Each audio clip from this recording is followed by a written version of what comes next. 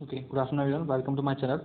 Class 10 की bio की जो लेक्चर सीरीज है उसका हमारा सेकंड जो चैप्टर था कंट्रोल एंड कोऑर्डिनेशन। सेकंड जो चैप्टर है हमारा वो क्या था, कंट्रोल एंड कोऑर्डिनेशन, वो हम स्टार्ट कर चुके हैं।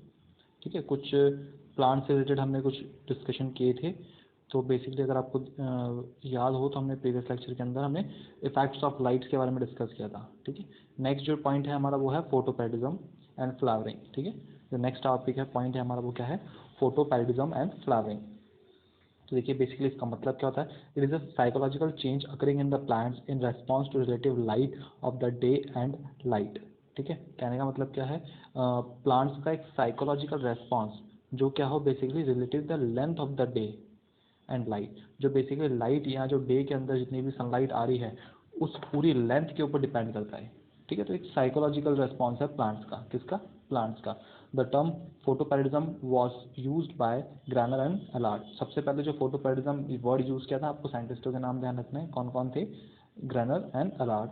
For the response of the plants photoperiodism expressed in the form of the flowering. ठीक है, अब वो डिपेंड किस पे करता है, फ्लावरिंग के ऊपर। ठीक है, फ्लावर की साइज कैसी है, फ्लावर कैसा है, लुक में कैसा है, दिखने में कैसा है, उससे इन लोगों ने डे ऑफ लाइट को रिलेट किया था। क्या कि जितनी ज़्यादा लाइट आपके पूरे दिन भर में आपको मिलेगी, मतलब प्लांट्स को मिलेगी, उस अकॉर्डिंग वो फ्लावर्स जनरेट करेंगे, उस अकॉर्डिंग वो फ्लावर्स जनरेट करेंगे। तो इस बेसिस पे क्या था कि एक साइकोलॉजिकल था, किसका? प्लांट्स का। किसने डिस्कवर किया? ग्रैनर एंड अलार्ड ने। ठीक है, on the basis of photoperiodism there are 3 cases of plants. तो बेसिकली इन चीज़ों के ऊपर 3 बेसिस पे आप प्लांट्स को डिवाइड कर सकते हैं। फर्स्ट है शॉर्ट डे प्लांट, ये मिस प्रिंट है यहाँ पर, RT होगा, short day plants. Second long day plants. Third day neutral plants. First short day plant, जो बेसिकली जब आपका छोटे दिन होंगे जब तो रेस्पॉन्स करेंगे, लंबे दिन पे वो रेस्पॉन्स नहीं करते वो प्लांट्स इतने ज़्यादा। लॉन्ग डे प्लांट्स, जो बेसिकली जब आपके दिन बहुत लंबे होंगे तब ये प्लांट्स रेस्पॉन्स करेंगे, अगर छोटे दिन होंगे तो ये प्लांट्स रेस्पॉन्स नहीं करेंगे। थर्ड प्लांट है डे न्यूट्रल प्लांट्स, ऐसे प्लांट्स जिनके ऊपर दिन का कोई इंपैक्ट नहीं करता, वो न्यूट्रल रहते हैं। ठीक है, वो क्या रहते हैं? न्यूट्रल रहते हैं। तो इस तरह के आप प्लांट्स को आपका बोलते हैं डे न्यूट्रल प्लांट्स। अच्छा, फोटोपैरिडिज्म एंड फ्लावरिंग का, फोटोपैरिडिज्म और जैसे कि जो सन के ऊपर डिपेंड है, जैसे कि आप बोल सकते हैं सनफ्लावर।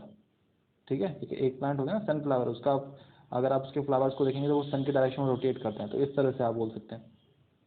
ठीक है, sunflower basically long day plant होता है। कैसा होता है? Long day plants.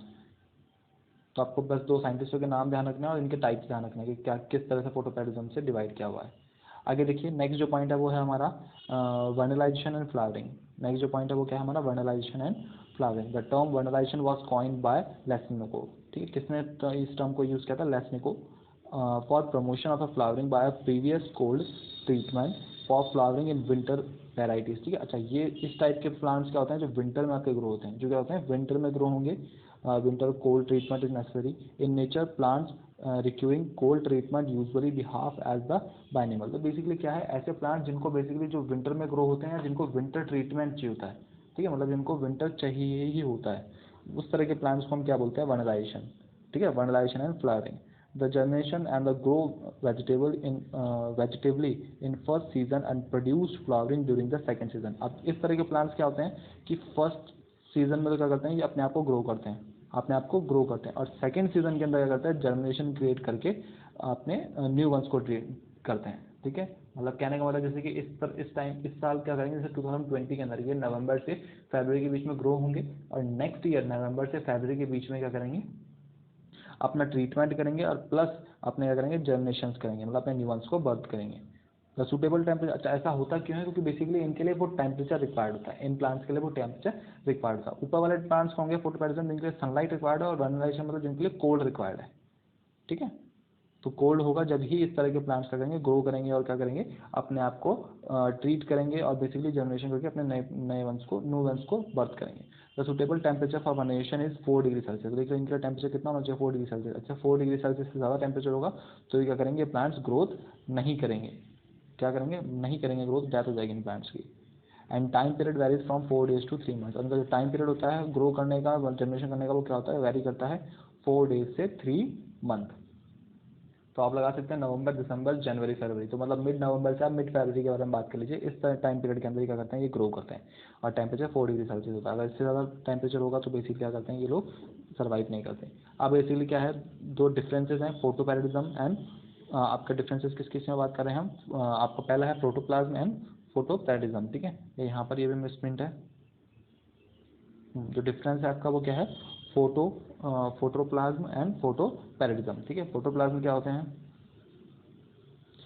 फोटोप्लाज्म एंड फोटोपैरेडिज्म। तो देखिए फर्स्ट क्या है, it is a tropic movement. Photoplasm क्या होता है, एक ट्रॉपिक मूवमेंट है। फोटोप्लाज्म क्या है, एक ट्रॉपिक मूवमेंट है। सेकंड फोटोपैरेडिज्म क्या है, एक साइकोलॉजिकल रेस्पॉन्स है।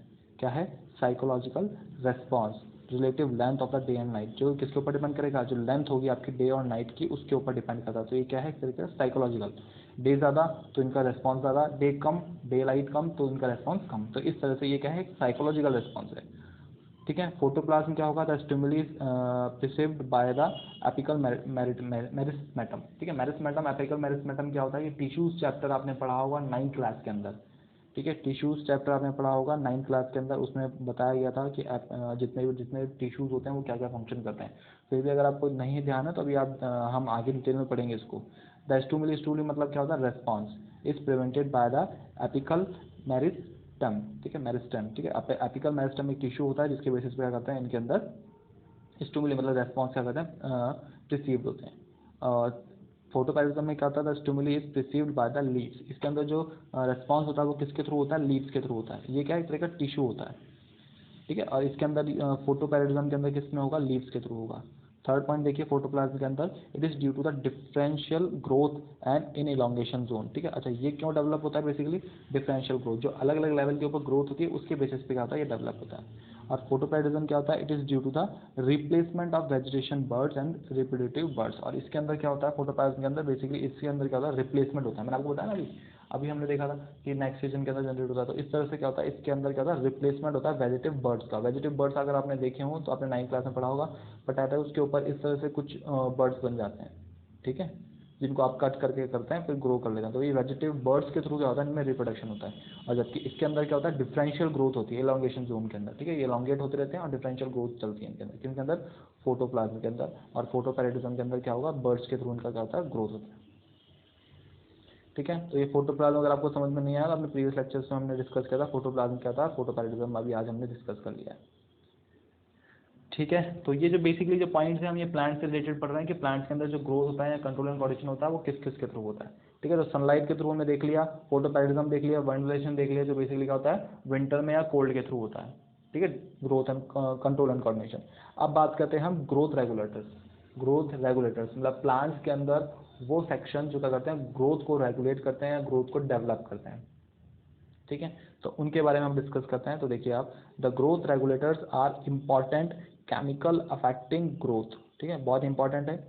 ग्रोथ हार्मोन्स आपको दे रखा है, ग्रोथ हार्मोन्स फाइटोक्रोम्स क्रोमोन्स, ठीक है। Phytohormones are the natural growth substance which are produced in any part of the plant, ठीक है। ग्रोथ हार्मोन्स का आपको नाम दिया हुआ है, जो बेसिकली क्या है, नेचुरली डेवलप होता है। कैसे डेवलप होता है, नेचुरली, आर्टिफिशियल डेवलप नहीं होता, नेचुरली डेवलप होता है। और ये बेसिकली क्या कहता है, प्लांट के हर पोर्शन में डेवलप होता है, प्लांट्स के हर पोर्शन में डेवलप होता है and transferred to the another part and there they influence the growth of the plant. और फिर एक पार्ट में डेवलप होने के बाद ये एक पार्ट से दूसरे पार्ट में क्या करता है, ट्रांसफर होता रहता है। एक पार्ट से दूसरे पार्ट में ट्रांसफर होता रहेगा प्लांट्स के, और उस पार्ट्स के ट्रांसफर होने से क्या होता है, ग्रोथ होती है। जस्ट एग्जाम्पल, हमने यहाँ देखे ट्रीज के बारे में देखा, तो यहाँ पर ये ग्रोथ हुआ रूट्स के अंदर, तो रूट्स के अंदर ग्रोथ हार्मोन डेवलप हुआ, उसके बाद ये बार्क में जाएगा। अब ये बार्क में चल गया तो बार्क का डेवलपमेंट हो गया। अब बार्क के बाद जब स्टेम्स का डेवलपमेंट होगा तो ये जो ग्रोथ हार्मोन है ये स्टेम्स में पहुंचेगा और इसका डेवलपमेंट करेगा। तो इस तरह से क्या होता है, सीरियल वाइज, सेक्शन वाइज क्या होता है, इसमें डेवलपमेंट चलता रहता है रेगुलर, ठीक है। प्लांट्स के हर पोर्शन में रहता है, ट्रांसफर होता रहता है एक से दूसरे प्लांट में, मतलब प्लांट के एक से दूसरे सेक्शन के अंदर ट्रांसफर होता रहता है और डेवलप करता रहता है, ठीक है। इस तरह से क्या करते हैं, ग्रोथ को डेवलप करता है, प्लांट की ग्रोथ को डेवलप करता है ये हार्मोन। जितना ज़्यादा ये हार्मोन जनरेट होगा उतना ज़्यादा प्लांट की ग्रोथ अच्छी होगी। The growth regulator consist of auxin. अब देखिए, अब जो ग्रोथ रेगुलेटर होते हैं, जो ग्रोथ को रेगुलेट करते हैं, वो कौन कौन करते हैं, वो देखिए आपको क्या क्या है, ऑक्सिन है, गिबलिन्स है, साइटोकिनिन्स है, एथिलाइन है एंड एप्सिक एसिड्स। ये डिफरेंट डिफरेंट टाइप से क्या है आपके एक तरीके से हार्मोन्स हैं, जो किस में होते हैं, ग्रोथ रेगुलेटर्स होते हैं। जो ग्रोथ हार्मोन आपका डेवलप होता है, उन ग्रोथ हार्मोन्स के अंदर क्या करते हैं, एक तरीके से उनको रेगुलेट करते हैं। क्या करते हैं, उनको रेगुलेट करते हैं। कौन कौन हो गया, auxin, gibberellin, cytokinins, ethylene and abscisic acid. Except acid, ethylene, the three are called growth hormones, ठीक है। अगर आप एक्सेप्ट एसिड्स और एथिलाइन को छोड़ दें तो जो 3 बचते हैं आपके कौन कौन से, auxin, gibberellin and cytokinins. Auxin, gibberellin and cytokinins, इन तीनों को क्या बोलते हैं बेसिकली हम, ग्रोथ हार्मोन्स। क्या बोलते हैं, ग्रोथ हार्मोन्स। और एथिलाइन और एब्सिक एसिड से कहलाएंगे आपके ग्रोथ इनहिबिटर। ग्रोथ हार्मोन कौन कौन से हो गए आपके, ऑक्सिन, गिबरेलिन, साइटोकिनिन। और एथिलीन और एब्सिक एसिड्स क्या हो गए आपके एक तरीके से ग्रोथ इनहिबिटर। क्या हो गए आपके, ग्रोथ इनहिबिटर। ठीक है, तो ये हमने अब डिस्कस किया प्लांट्स के अंदर जो कंट्रोल एंड कोऑर्डिनेशन हम स्टडी कर रहे थे, लाइट्स के बेसिस पे, फोटो हमने देख लिया, वर्नाइजेशन हमने देख लिया, और फोटोप्लाज्मा और फोटोपैटिज्म के बारे में डिफरेंस हमने देख लिया। और अब हम बात कर रहे हैं ग्रोथ रेगुलेटर्स के, जो ग्रोथ को रेगुलेट करते हैं प्लांट्स के अंदर। कंट्रोल एंड कोऑर्डिनेशन सेक्शन के अंदर जो ग्रोथ को कंट्रोल करेंगे और कोऑर्डिनेट करेंगे, प्लांट की ग्रोथ को कंट्रोल करेंगे एंड कोऑर्डिनेट करेंगे। देखिए पूरा चैप्टर का नाम ही है control and coordination, control and coordination. अब किसी भी चीज़ का कंट्रोल हो, डेवलपमेंट का हो, न्यू जनरेशन का हो, आपका फूड डाइजेशन का हो, सबका, हर चीज़ का जो भी आप में फंक्शन होंगे आप में या प्लांट्स में, तो उनको कौन कंट्रोल करेगा, कौन कोऑर्डिनेट करेगा, तो उसके सबके बारे में हमें स्टडी करना है। ठीक है, तो लाइट के बेसिस पे जो उनका ट्रांसमिशन था, उनका डेवलपमेंट था, वो हम देख चुके। अब हम बात करें ग्रोथ के ऊपर कि इनकी ग्रोथ किस तरह से होती है। तो उसके लिए ग्रोथ हार्मोन्स हमने देखे, ऑक्सिन, गिबरेलिन, साइटोकिनिन, जिनको तीनों को कंबाइन क्या बोला जाता है, आपके ग्रोथ हार्मोन्स बोला जाता है। उसके साथ साथ क्या है, एथिलीन और एब्सिक एसिड, जिनको हम क्या बोलते हैं, ग्रोथ इनहिबिटर। क्या बोलते हैं, ग्रोथ इनहिबिटर। ठीक है, तो ये ग्रोथ रेगुलेटर्स हैं। ये ग्रोथ के रेगुलेटर्स किस तरह से डेवलप करते हैं, कोऑर्डिनेट करते हैं और किस तरह से कंट्रोल करते हैं प्लांट्स के ग्रोथ को, तो उनके बारे में हम डिटेल में पढ़ेंगे। तो देखिए अब इसके बारे में हम देख चुके हैं। अब हम ऑक्सिन्स इन सब के बारे में स्टडी करेंगे।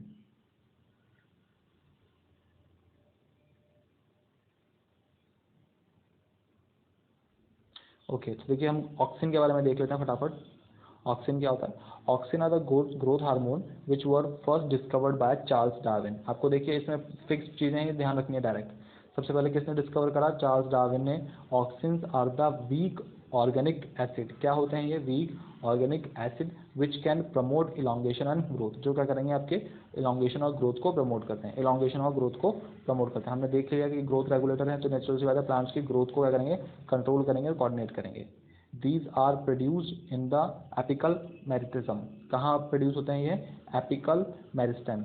एपिकल मेरिस्टेम एक तरह का क्या होता है, टिश्यू होता है, जो कहाँ मिलेगा आपको, tip of the root and stem. Stem के जो टिप और रूट के जो टिप होंगे वहाँ पर आपको मिलेगा। टिप मतलब अपर मोस्ट पॉइंट। ठीक है, तो उसके टिप पर मिलेगा आपको कौन, एपिकल मेरिस्टेम। क्या होता है, एक तरह का टिश्यू होता है जिसके अंदर क्या डेवलप होता है, क्या मतलब क्या बनता है, ऑक्सिन। ऑक्सिन क्या है, एक तरह का ग्रोथ हार्मोन है। क्या करता है, आपके इलांगेशन को और ग्रोथ को प्रोसीड करता है। सबसे पहले किसने डिस्कवर किया, चार्ल्स डार्विन ने। कहाँ मिलेगा, tip of the root and stem. कौन मिलेगा, मेरिस्टेम, एपिकल मेरिस्टेम। ठीक है, younger leaves, flower buds and fruits. और कहाँ मिलेगा आपके, these are produce in the apical meristem. और कहाँ कहाँ प्रोड्यूस होता है ये, यंगर लीव्स में प्रोड्यूस होगा, जो नई लीव्स बनेंगी, फ्लावर्स में होगा, बर्ड्स में होगा। बर्ड्स मैंने आपको बता दिया, जैसे कि आप पटाटो में ऊपर की तरफ देखते हैं छोटी छोटी आपको कुछ बॉल्स दिखेंगे ऐसे, जिनको आप कट करके अगर सॉइल में डिप करेंगे तो वो वहाँ से क्या होता है, नई नई पटाटो की एक तरीके से आप प्लांट्स को ग्रो कर सकते हैं। ठीक है, फ्लावर बर्ड्स, ये सब आप 9th क्लास में पढ़ चुके हैं। फ्लावर बर्ड्स हो गए एंड फ्रूट्स हो गए।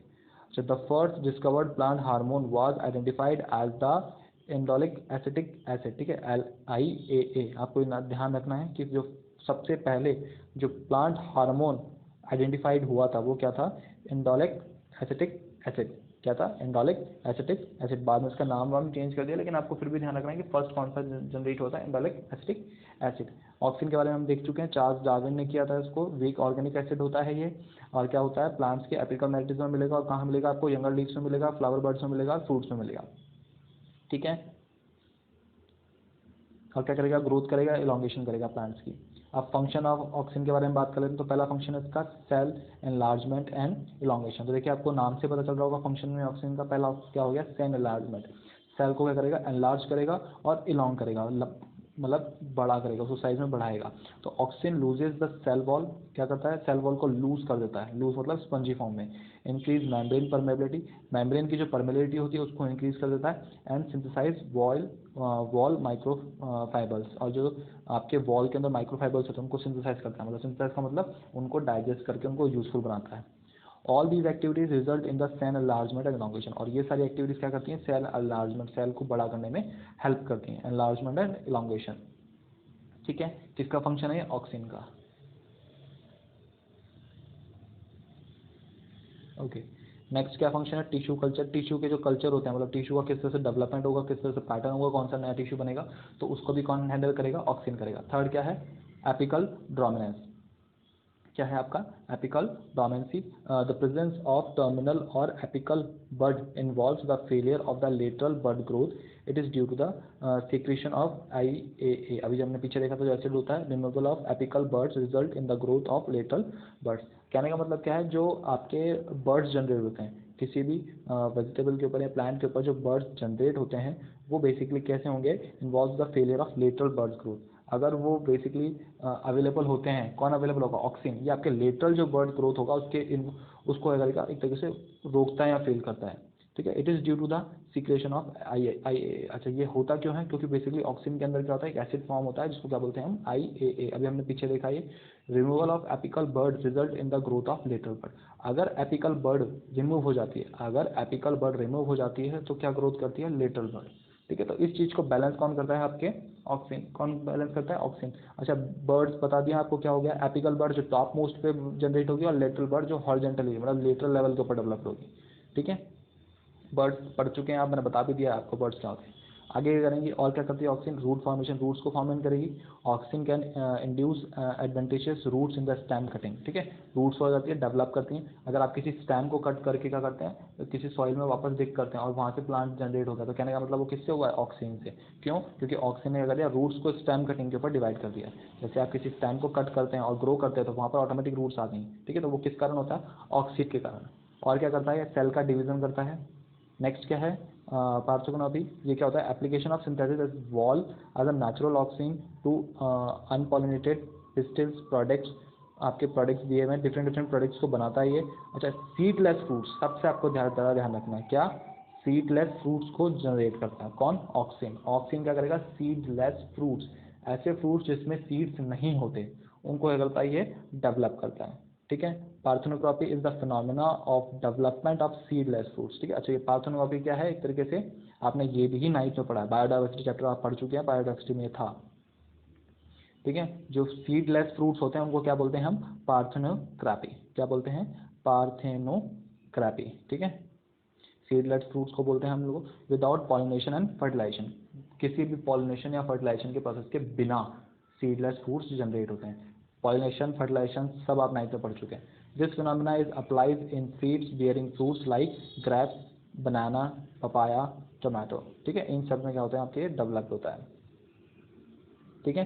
सीडलेस फ्रूट्स, इनमें सीड्स नहीं होते हैं, ठीक है। तो आप बोलेंगे कि सर पपाया में तो वो सीड्स होते हैं, टमाटो में भी सीड्स होते हैं, वो बेसिकली सीड्स होते हैं लेकिन जर्मिनेशन में हेल्प नहीं करते। क्या करते हैं, जर्मिनेशन मतलब पॉलिनेशन या फर्मेंटेशन में हेल्प नहीं करते। नेक्स्ट क्या है, कर्वेचर मूवमेंट, जो प्लांट्स कर्व की तरफ मूव करते हैं उसमें भी कौन हेल्प करता है, आपके ऑक्सीजन ही हेल्प करेगा। और क्या है आपका, एब्सिशंस, एप्सिशियंस, ठीक है। और क्या है, लीड एंड फ्रूट फॉल, ठीक है। एप्सिशियंस आप खाली ऐसा ध्यान रखिए कि ऑक्सीजन हेल्प करता है एप्सिशियन में, क्या होता है डिटेल में जाने की आपको जरूरत नहीं है। आगे देखिए, लेड एंड फ्रूट फॉल, जो फ्रूट गिरते हैं अपने आप, उनको भी कौन हेल्प करेगा, एक तरीके से ऑक्सीजन हेल्प करेगा। 2,4D एसिटिक एसिड, ये बेसिकली क्या होता है, डाइक्रोमोफेक्सी एसिटिक एसिड, ये आप फोर्थ चैप्टर में पढ़ेंगे। एक तरह का केमिकल कंपाउंड होता है जो क्या करेगा, आपके प्री हार्वेस्ट फ्रूट ड्रॉप, जो पकने से पहले फ्रूट्स, आपको पता है ना, पकते हैं उसके बाद नीचे गिरते हैं, तो पकने से पहले अगर फ्रूट्स नीचे गिर जाते हैं, ठीक है, in orange and apples, basically कहाँ होता है, ऑरेंज और एप्पल में होता है, ठीक है। तो जो प्री हार्वेस्ट से पहले अगर फ्रूट्स ड्रॉप हो जाते हैं तो उसको रोकता है कौन, रोकता है आपके, ऑक्सीन। तो कहने का मतलब ये है, ऑक्सीन मतलब फ्रूट जब तक पूरा प्रॉपर नहीं बनेगा तब तक उसको नीचे गिरने नहीं देता है। जैसे वो प्रॉपर पूरा फ्रूट में कन्वर्ट हो जाएगा तो उसके बाद ही ऑक्सीन क्या करता है, उसको फॉल करता है।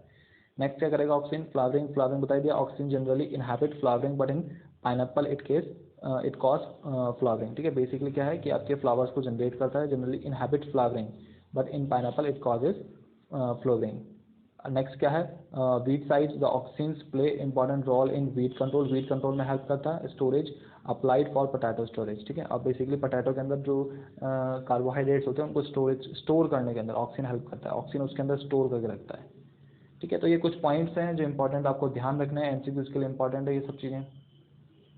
और 3 मार्क्स में भी इंपॉर्टेंट है कि ऑक्सीजन किस क्या क्या चीज़ों में हेल्प कर रहा है। तो अगर आप 3 या 4 मार्क्स में भी पूछते हैं तो आप 5 to 6 पॉइंट्स याद कर सकते हैं, बाकी आपको सारे ध्यान होने चाहिए क्योंकि एमसीक्यूज में पूछे जा सकते हैं।